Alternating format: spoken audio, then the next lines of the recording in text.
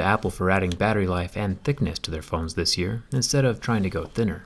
I'm also glad that the ribbons are all off to the side. Last year had a random ribbon cable coming from the center that made the screen removal quite a bit harder. The front camera and face scanner are tucked up in the top of the phone. I'll remove the 6 Y000 screws holding the metal plate over the top of the screen ribbon connectors. One of those screws is easier to access from the other side of the screen if you close and scooch it over a bit. And take a look at that motherboard. It's Lego Connector Central up in here. Happy birthday to myself. I'll remove another 4 Y000 screws that hold the top protective metal plate and side ribbon guide down over the camera units. And there are 2 more screws holding down the tiny plate over the battery connector. Before I unplug that battery though, I want to make sure this whole thing still works and that nothing was damaged during the screen removal. Tapping the power button shows the Apple logo and the phone turns on. Which app should I test to make sure the phone still works? Maybe I should use today's sponsor, Audible. That was convenient. Audible is actually one of my favorite apps. The book I'm currently listening to is called The Man Who Knew the Way to the Moon, and is one of the Audible originals. It sounds more like a verbal documentary than a narration.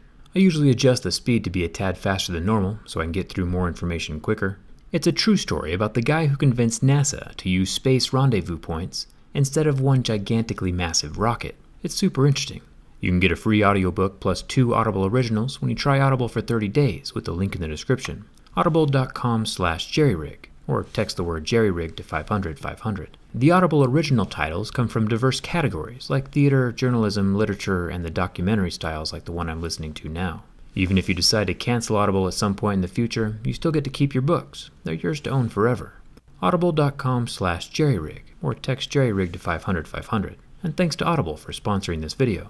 I'll unclip the battery connector like a little Lego from this smorgasbord of Lego connectors. The battery actually has 2 connectors. One is found down below by the charging port, so unclipping both of those is a good idea at this point. I just didn't know the second one existed until later. I'll unclip one of the charging port ribbons, and then I'll make my way down to the 3 main ribbons holding the screen to the body of the phone. The screen is significantly more simple this year than it has been for the previous years, which is definitely appreciated. It only has 3 screws holding the earpiece to the back of the display. Apple throws Phillips head screws randomly in here and there throughout the phone, so for those of you following along at home, this is the 3rd type of screwdriver we've used so far. The earpiece folds down, which lets us pry away the front sensors from the glass. Replacement parts will become more common and get cheaper as the phones get older. I'll try to link some in the video description as they become available. Screen replacements aren't super difficult on iPhones, and with the disappearance of 3D Touch, the display is actually thinner and leaves more room for the larger battery. Speaking of which, I've had a few requests for a straight-up clean video shot of the internals, so feel free to screenshot this, crop it, and use it as your phone wallpaper if you want. Just make sure to tag me on Twitter if you do. Let's remove the front camera and the Face ID depth scanner thingy. It's got 2 ribbon cables to unplug. Wait, nope, there's 3. Last one kind of just snuck in there. This little unit has the front 12 megapixel selfie camera, the one that can film in 4K and do those slofies, and also has the infrared dot projector and secondary camera for the Face ID. It's a pretty cool setup, and I'm glad it's not attached to the screen. It makes repairs easier. The 3 rear cameras each have their own ribbon cable attached to the motherboard. I can unclip each of those and then the whole contraption comes right out of the phone. Apple really has made their design much more modular this year, and I'm a fan.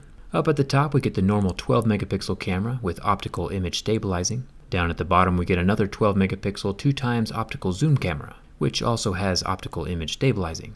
And over here on the side we have a 12 megapixel wide angle camera with no physical stabilizing. I feel like this is the perfect setup, and the arrangement I would personally like to have someday when I upgrade from my Galaxy S8. I feel like Apple has finally brought way more features to the table with smartphones this year, and are finally competing at the same level of other flagships. Let's get this motherboard out. I'll unplug the charging port ribbon, but before I can pull that out, once again I need to switch back to the Y000 screwdriver. There are 3 screws running down the right side, keeping this cable with the metal bracket tucked to the side of the phone. The next 3 screws are a bit trickier. These are called standoff screws, and they hold the motherboard in place. If you don't have a standoff remover, I can usually take a flat screwdriver bit and just twist the screw around in a circle from one side. And as the screw comes out, you can see that a standoff screw is actually a screw that has a screw hole inside, a screw within a screw. They are annoying to work with, but Apple uses them to save space and stack things on top of each other. Speaking of saving space, once those screws are out and the SIM card tray is removed, the whole motherboard is ready to come out of the phone. And this, my friends, is it. This is the whole thing. The brains and brawn of the whole iPhone operation is sandwiched between these two stacked boards. One thing I'm pretty impressed with on the iPhones this time around is that all the solder connecting the circuits inside of this motherboard is made from 100% recycled tin. You might be thinking, nice work Apple on recycling that tiny drop of tin. But because Apple is using recycled tin in not only their iPhones, but the MacBook Air, the iPad Air, and the iPad Mini, it adds up to over 29,000 metric tons of tin ore that they don't need to mine from the earth. It's a pretty substantial achievement, and I'm glad Apple's doing it. Let's keep going deeper. The Taptic vibrator engine is down here below the battery, near the charging port. It's got 3 little screws holding it in place, and I'm going to set those off to the side to help keep things organized. A lot of phones you can take apart and just toss the screws helter-skelter, but since basically every screw in here is a different shape and size, it's very important to keep them organized. With the metal plate gone and the vibrator unclipped from the charging port, we get our first close-up of the Taptic engine. It's nice of Apple to include their logo in case we forgot what phone we're taking apart. This little guy is also using 100% recycled rare earth elements. Since we don't have an unlimited earthly supply of these magnets, I'm glad Apple is now going through the effort to reuse and recycle parts of their phones. I'll remove one more screw and pull off the metal plate over the microphone hole, and check out all that white adhesive over the hole to help keep water out of the microphone. It's time to remove the battery. Apple once again has added the magic pull tabs, which I'm thankful for. Prying out permanently glued batteries is extremely dangerous. And even if a pried and bent battery doesn't spark and start on fire right away, it'll still be damaged internally, and it'll start to puff up and expand over time. These pull tabs make battery removal much safer. Yeah, they are still pretty fragile and break every now and then, but it's still much better than what Samsung is currently doing with the permanent adhesive in their phones.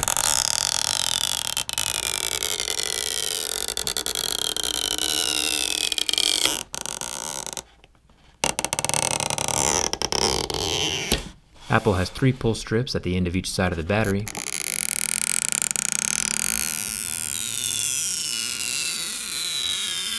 And I was successful enough with most of them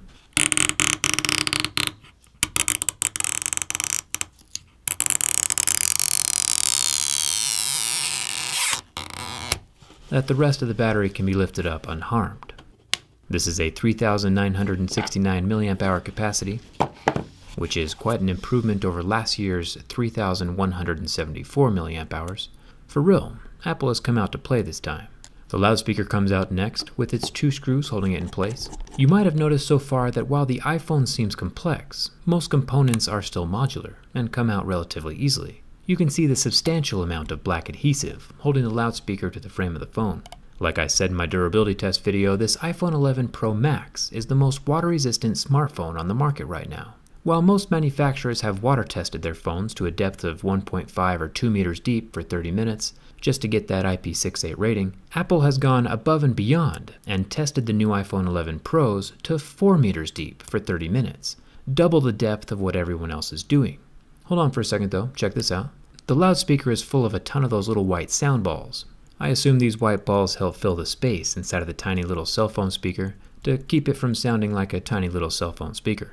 I'll take out the last 9 screws for the charging port and get back to that IP rating. Even though Apple went twice as deep as everyone else, they still only got the same IP68 rating. You're probably like, why didn't they just go up a level to IP69? And that's because IP69 is a totally different test. Instead of submersion, it's a high pressure and temperature water jet test, and pretty irrelevant for cell phones. Cell phones get accidentally submerged all the time, but getting accidentally blasted by a fire truck is far less common. The charging port is finally out of the phone. That was definitely a nightmare I don't want to repeat. The iPhone has so many intricate components. It's not so much a difficult phone to repair, it's just a very complex phone to repair. And one wrong move or screw in the wrong place could wreck the phone. If you do end up breaking your back glass and don't have insurance, you can either pay Apple $599 to fix it, or just buy a replacement housing and swap over each component individually. Yeah, it's going to be pretty extremely painful either way. Apple's still kind of being a big jerk where that's concerned. I think you should just get a case before it breaks. I'm pretty impressed with Apple for stepping up and going above and beyond the bare minimum that they usually do. This time Apple has given customers the specs and features they're paying for, and that always hasn't been true in the past. Of course, in my opinion, Androids can still accomplish more. I'm not ready to switch sides just yet, but I am glad that Apple has stepped up with enough performance to match the price tag, and is doing it with recycled and recyclable materials. We can all appreciate and support that.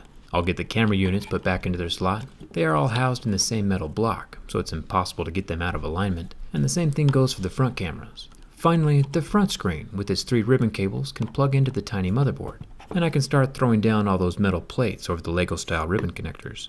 The last thing that gets plugged in is the battery and its little metal bracket that covers the top. Then we can turn the phone back on, and once again, I'm just as surprised as you are that this thing still works.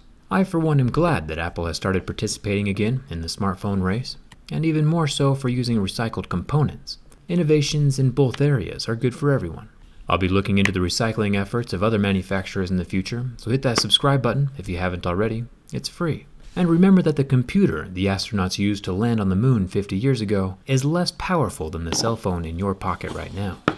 Don't forget to check out the Audible link in the description for your free audiobook, and come hang out with me on Instagram and Twitter. Thanks a ton for watching, and I'll see you around.